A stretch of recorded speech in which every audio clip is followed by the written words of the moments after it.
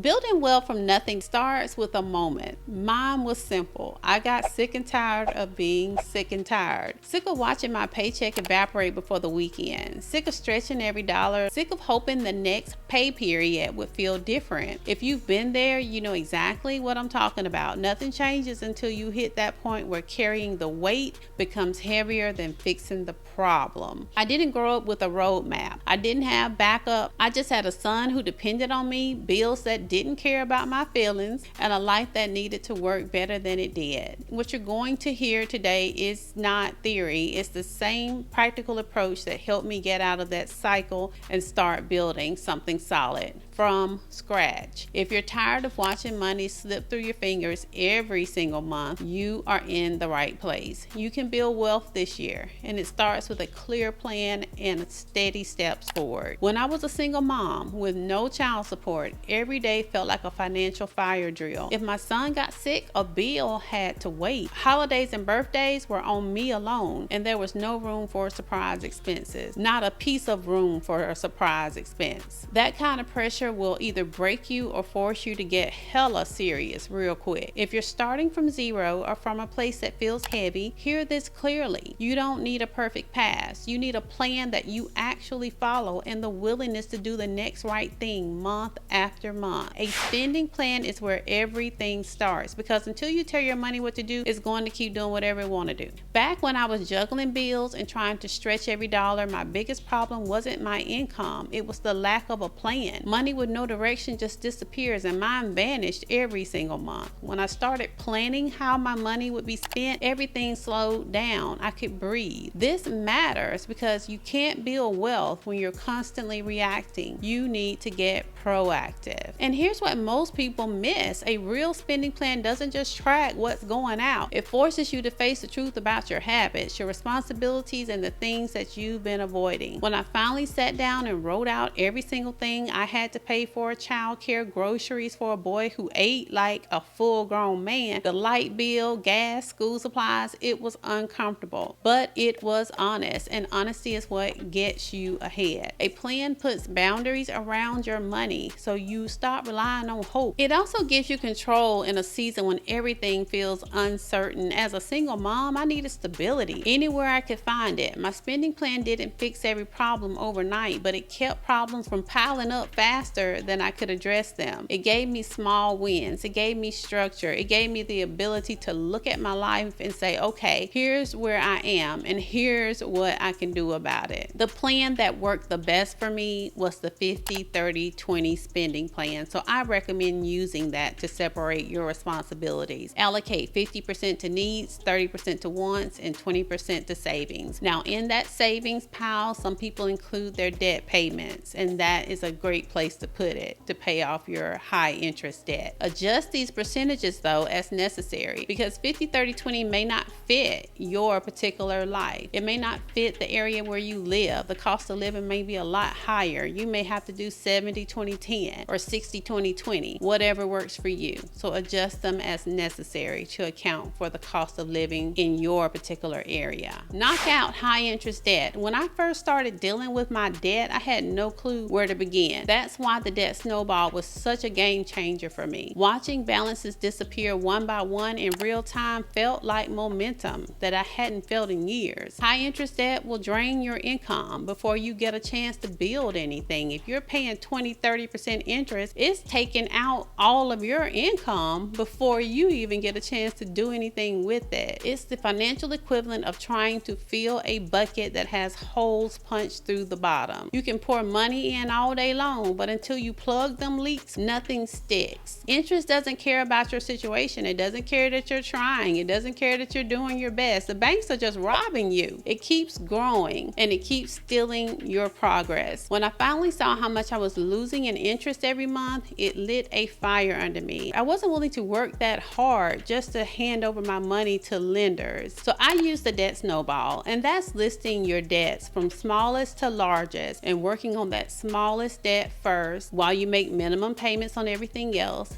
and put all the extra money that you can towards that smallest debt. Knock it out, move to the next one, take all that money you were putting on that first smallest debt, start piling it on the second one. You start that snowball to rolling down the hill. Some people prefer the debt avalanche, where you pay the highest interest rate first because they feel you save a lot more money if you pay off high interest or things that you're paying the most interest on first. And that is true. But for me, I needed small wins. I had been losing for too long, okay? So I did the debt snowball. It worked best for me. I love seeing myself pay things off. It just built my confidence and pushed me to pay the next thing off. But you can choose what works best for you. The process itself is simple, but it takes discipline. List every single debt by balance, smallest to largest. Focus all of your extra money on that smallest balance while paying the minimums on everything else. With each debt that you pay off, allocate that payment and extra money to the next debt on the list till you have eliminated all of your high interest rate debt, which is generally debt greater than a 7% interest rate. When I started doing this, it felt slow at first. It's going to feel slow, but you'll pick up there again. It's a snowball.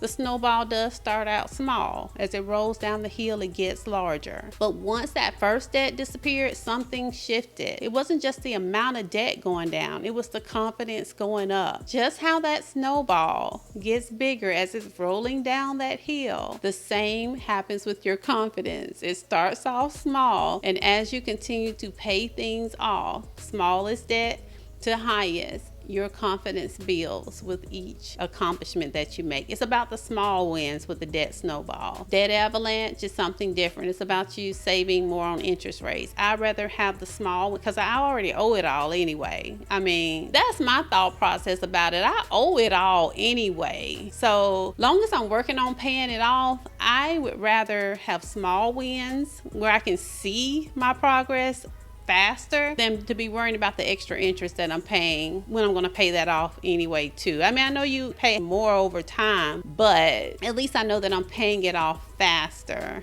if that makes sense. I finally felt like I was the one driving instead of being dragged by all of the debt. The revelation is paying off debt isn't just a financial move, it's an emotional one. It frees up mental space. It does. It frees up your mental space. If you think about how much you may worry about debt and about debt payments and how you're going to pay something, it frees up a lot of mental space once you start taking care of those debts one by one. It lifts pressure. It changes the way you carry yourself. And once your debt stop eating up your income, you suddenly have a bit more room to save, to invest, and you got room to breathe. Build your emergency buffer. When you're starting over, life feels like it's waiting around the corner with a new bill just to test you. Have you ever dealt with that? You felt like you were kind of getting a little bit of a clean slate, and then here comes something that you forgot about that you owe, some bill from some place from 6 months ago. Here it is. I lived that reality for years. There were weeks when even a routine grocery run felt like a strategic mission. Prices crept up. The cart stayed light though. Those prices were higher, but you didn't get more stuff. And I had to make decisions no one even prepares you for. So if something else went wrong, like, oh my gosh, car trouble, a school fee, a doctor's visit, it threw everything off balance. I was living in a state of financial whiplash, always reacting, never really getting ahead. That's why building a stability buffer matters. It's about creating some margin so that you can breathe. A buffer doesn't eliminate problems, but it stops them from turning into a crisis. It gives you space to make decisions instead of scrambling for survival. When I finally built mine, even the small version of it, I felt something I hadn't felt in years, and that was stability. For the first time, an unexpected expense didn't send me into a panic spiral. I could handle it, and that feeling alone was worth the sacrifice it took to build it. So here's how it works. Choose a realistic buffer goal, not a full stability fund yet of 3 to 6 months expenses, just a starter cushion. We're just starting out, right? We're just building this cushion. You're going to build your cushion quickly. I started mine with $1,500, which I like to call momentum money. I recommend building it in $500 increments over 30,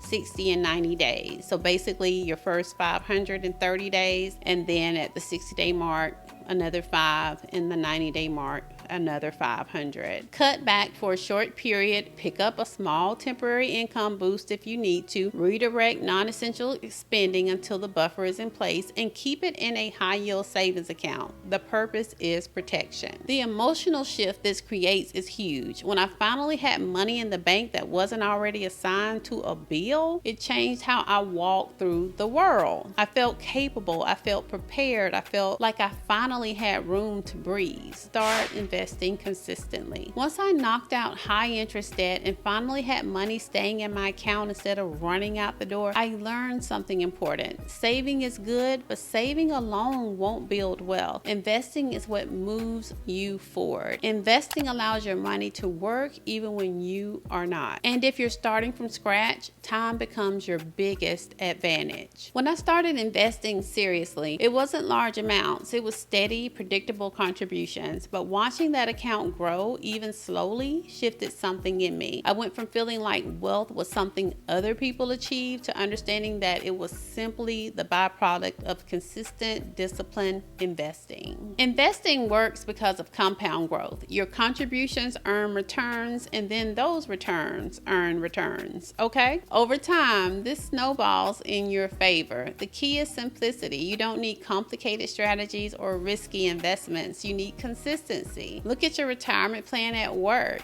and take advantage of the match if you have one. That match is your easiest return. It's 100% return. Most companies will match you up to maybe 5 or 6%. Check and see what your company matches. And that's a 100% return just off the bat. After that, or if you don't have an employer plan, open an IRA, a Roth IRA preferably if you qualify, which most people do, and choose low-cost index funds like VOO or SPY. They require no guessing and have a long history of steady growth. We will talk more about investing in future videos. The emotional benefit is real too. When you start investing, you're not just preparing for retirement, you're giving your future self options. You're building a life where money supports your choices instead of limiting them. Wealth stopped feeling hypothetical for me the moment I saw my investments growing, even slowly. Increase your income over time. There comes a point in every financial journey when you realize that budgeting can only take you so far. Cutting expenses, they do help, but it eventually hits a ceiling. Income, on the other hand, has room to grow. And for most people, increasing income is the missing piece that finally moves things forward. This step isn't about taking a dramatic leap. It's about being intentional with the skills, opportunities, and the natural talents that you already have. There are several practical ways to increase your income. One option is picking up a side hustle that actually fits your life. Something simple, something steady, something that doesn't drain you. That could be tutoring, delivery driving, freelancing, visual assisting, seasonal work, or taking on small jobs in your community. These aren't glamorous, but they put real money in your pocket quickly. Another route is monetizing the talents that you already use without thinking. Maybe you're good at organizing, baking, hair, editing videos, crafting, photography, or creating digital products. A lot of people overlook the things that come naturally to them because they don't see them as monetizable skills. But the marketplace does. People pay for what they can't or won't do themselves. You can also increase your income by upgrading your skills. Study something new. Take an online